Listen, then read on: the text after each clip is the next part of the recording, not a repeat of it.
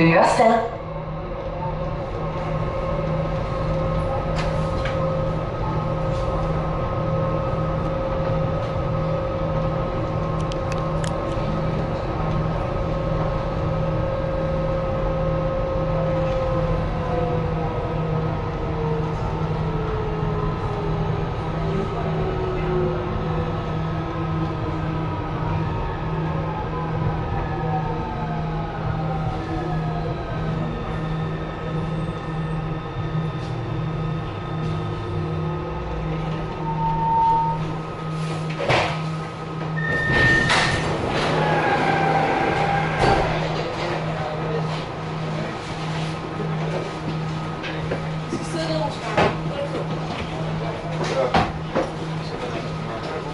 Svarer du mig, det er ikke af. Hvad?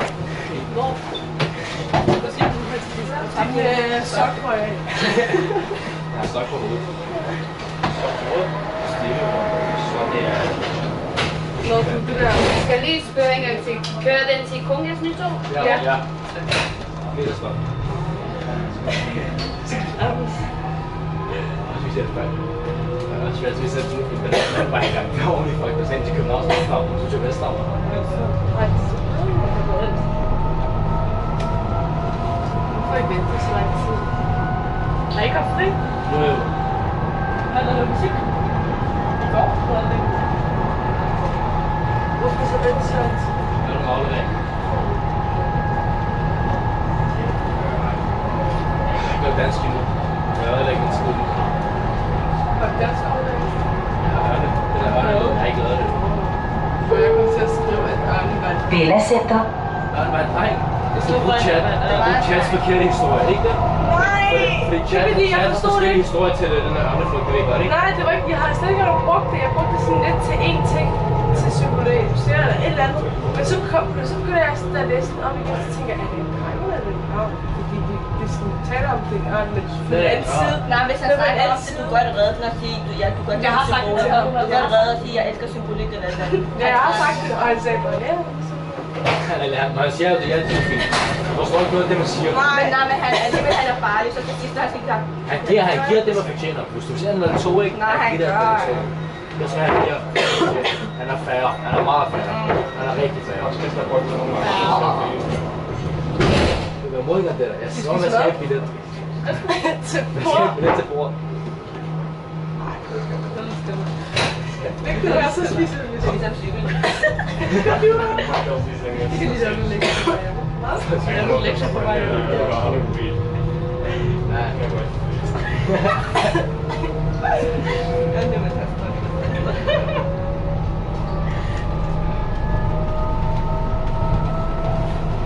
Så jeg kan godt lide Christoffer, men han er ordentligt bare, jeg kan godt lide ham. Altså, han er en god lærer. Hvad skal bare ikke tro? Det er godt, han er seriøs. Bare cyklet, da han har haft det et år, han ved stadig ikke. Jeg ved ikke, hvad vi hedder. Så han må gå på jer.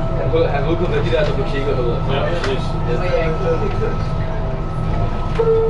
Det er lidt nemt navn at lære. Jeg har ikke, der hedder det. Gunaya. Der er ikke nogen på skole, der hedder det. Gunaya. Jeg kan huske samfundsfesten, han kan huske det. His more far pretty way different than Kevin Dunia. Det er faktisk det der. Dunia. Ja. Gunaya. Ja. Den gør hedder Nana. Ja, den er. Eller pakistansk, ikke? Altså, det er ikke andet pakistansk. Og så er det... Du er klar, jeg har aldrig hørt nogen hedder Muskat, så du kommer i min klasse. Hvad er det, du siger? Shazak, hvad nu? Shazak Manal. Party. Sig. Ja, jeg ved, hvad han vil sige. Shit. Tak. Var det så? Nej. Nej. Nej, jeg tror ikke, at nej. Det er ikke galt. Også lige for jeg åbner døren til lige snart Christoffers team, ikke? Og der er lige pludselig der bare to en anden giver en tredje, der kommer og kysser. Så man tænker så vi får døren, men du ikke er lige der. Han lyver mig, så er jeg øl stil med for det.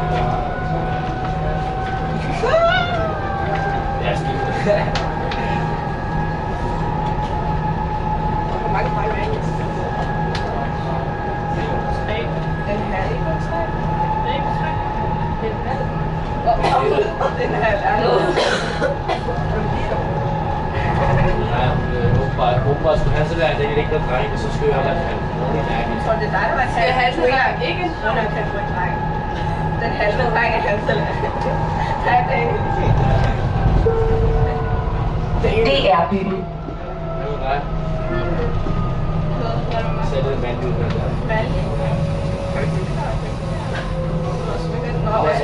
Hvad er ansigtet? Hvad er ansigtet? Svin ikke? Hvad siger det, var Hvordan ser du på? Jeg får det lavet. Hvad? Kan man have talt til sig? Nej, min moster er konfirmation. Man kan godt lægge det med negle i. Så er det klart.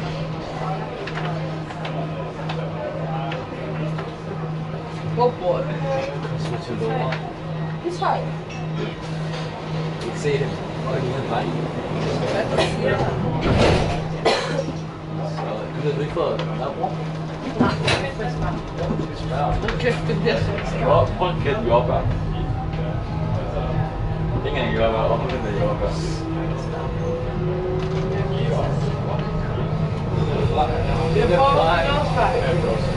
Det er det fra en ven på. Ej, du må lige sådan en sted, når der kommer, jeg skal kigge på nogle personlighedsting. Okay, vi kan sidde det der. Nu starter med Emma. Ja, jeg tænker også.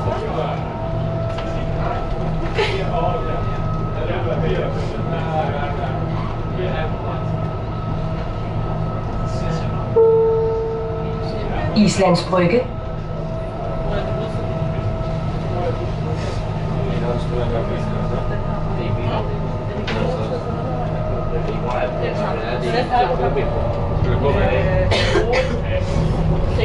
Hvis jeg når til tiden, så tager jeg bussen.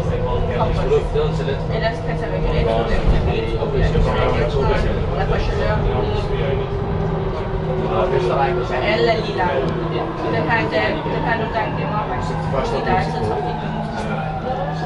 Vi har også... Den har virkelig været morgen. Den virker op. Ja, det er til. Der har jeg andre.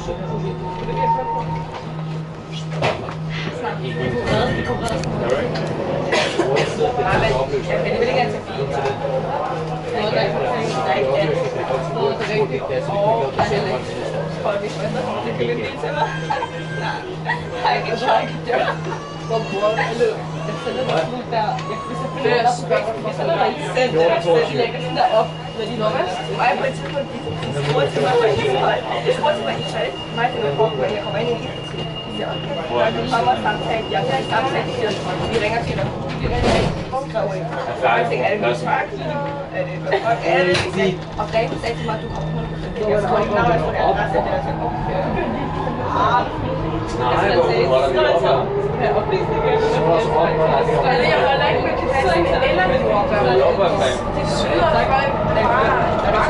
Jordbær er færdig. Nå, det skal gå ind. Jeg synes, det er sjovt, når vi kigger på det.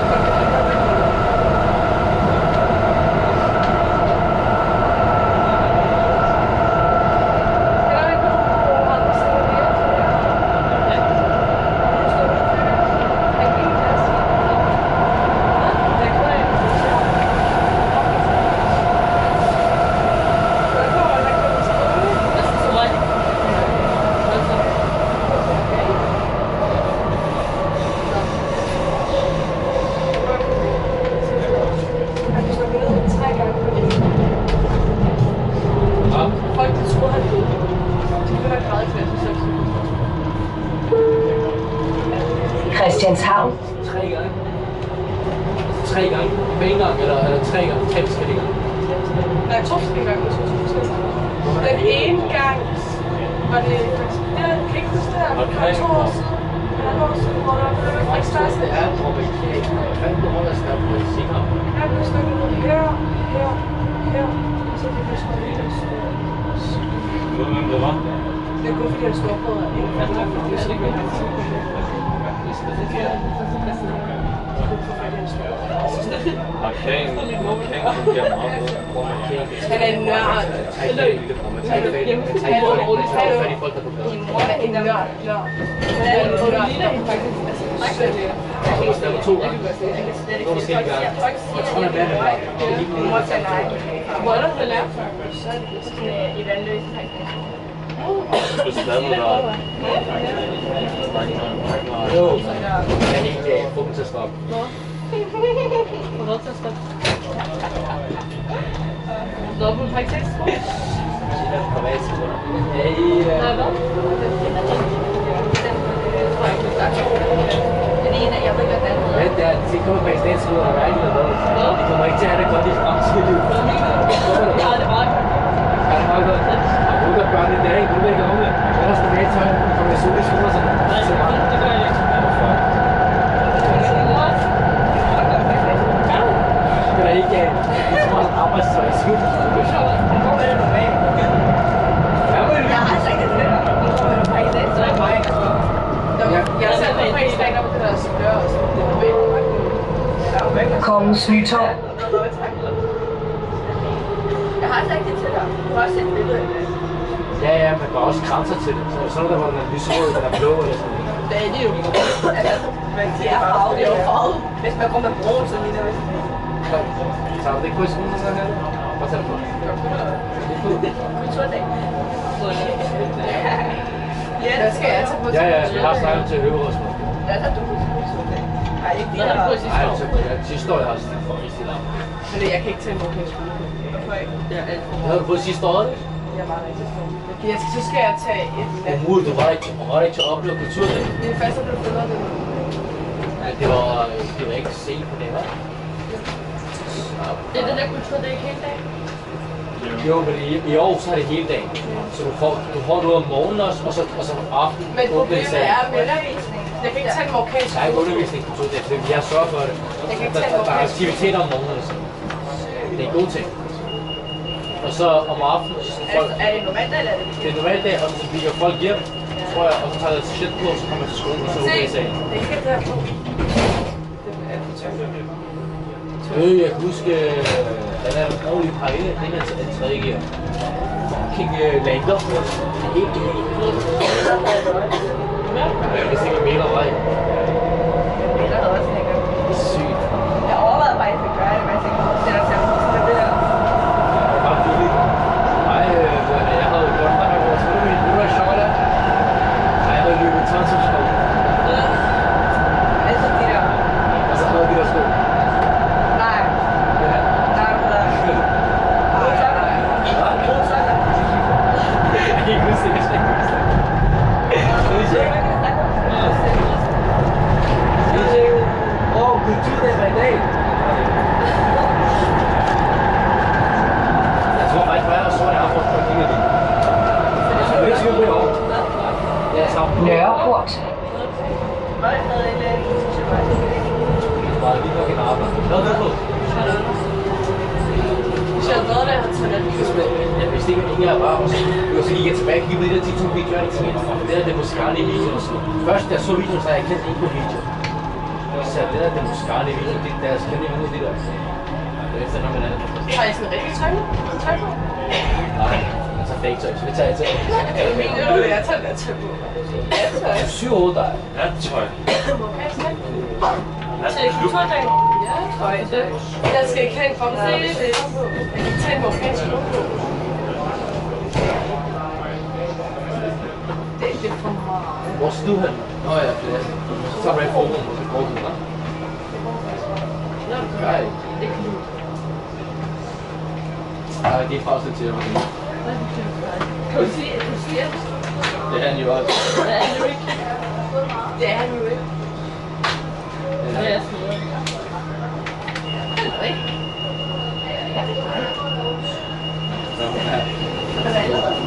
Ja, jeg tror det.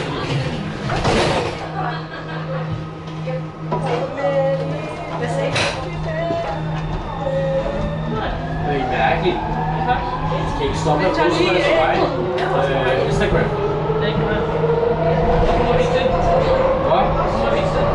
Så lad os bare overføre helt op til bare se.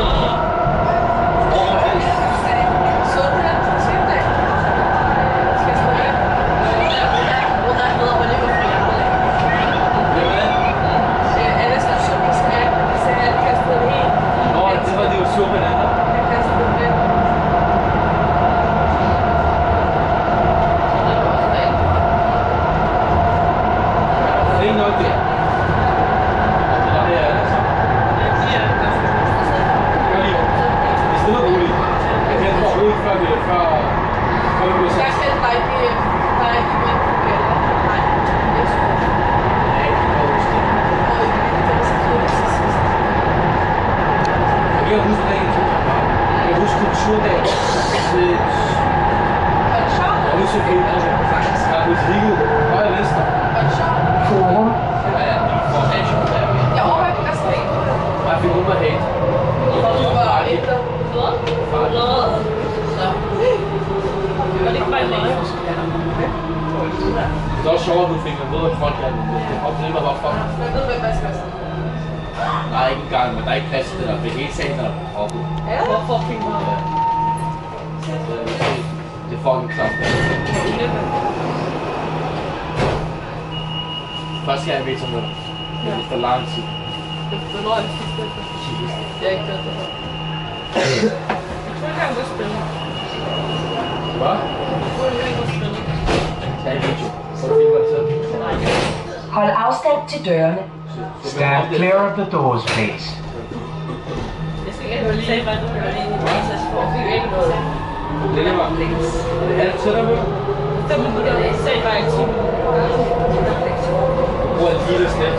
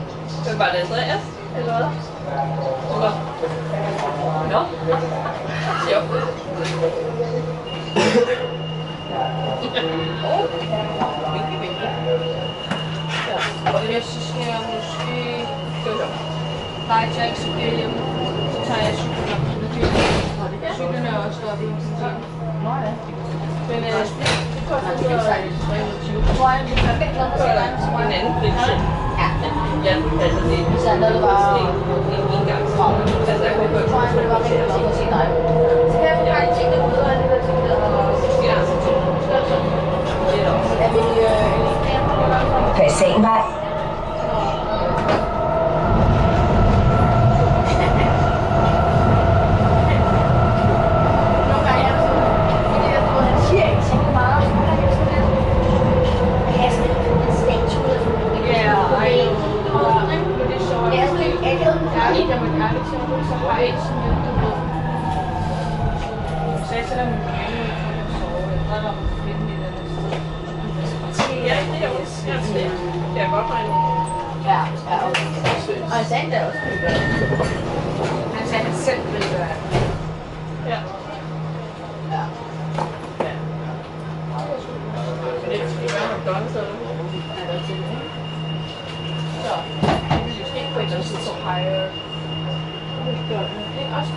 Jeg sidder inde på arbejde til. Jamen, så jeg tror ikke, det var sådan tid. Hvad så? Altså, jeg sagde sådan, at jeg skulle så fedt ud, men hvis jeg var, ikke? Så siger jeg til Sofie, ja, hej, Sasha. Ja, der er nogen steder, de også på sig. Og hvad sådan? Ja, det vil nok være mig. Men ikke noget frem. Eller måske vil det nok gøre mega på grund af, at vi ikke er der. Ja, så tænker jeg, det var ikke alt. Men mega så er det du er. Så,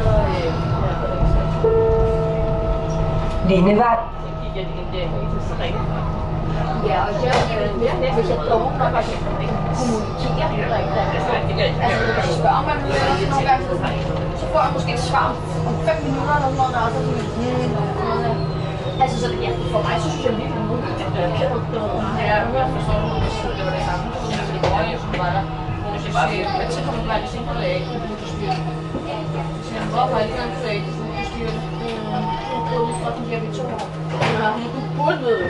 Ja, altså. Men jeg ved, hvornår du bruger fri, hvad tid, hvordan du ledes og alle de der ting. Ja. Simpelthen ting, som hvornår du går i seng. Er hun også... Jo, jeg er assistent. Den har jeg, men ikke lige. Ja, så lige til. Og smikulse. Når du hører sådan af 39. Skam til mig. Det må vi så på fredag. Ja, og så Det er fordi, jeg har fredag, så sådan en... Så er måske det, jeg skal søge. og så hvad hedder det i så tandlæge. Så var der også der. Ja, men nej, det er i morgen. Du skal hen til farmor. Nej, mormor. Lindholm. Torsdag dag. Så skal Okay, det er sjovt. nej, det er jo torsdag dag, og så sad mig og sagde, at vi kunne hinanden. Jeg er fordi, jeg er ikke vant til at spille. Nej, det er i morgen. Oh my god, okay, det var godt mig. Det var et vældig kærligt klap. Really? Boom! Gør du ikke, altså? Skal vi over på den anden side? Skal vi af nu? Ja. Nå, så bare sagt. Nej, undskyld. Jeg er fucking smadret. Så bare lige se, hvor hurtigt du kommer op. Så klart. Det var du god til.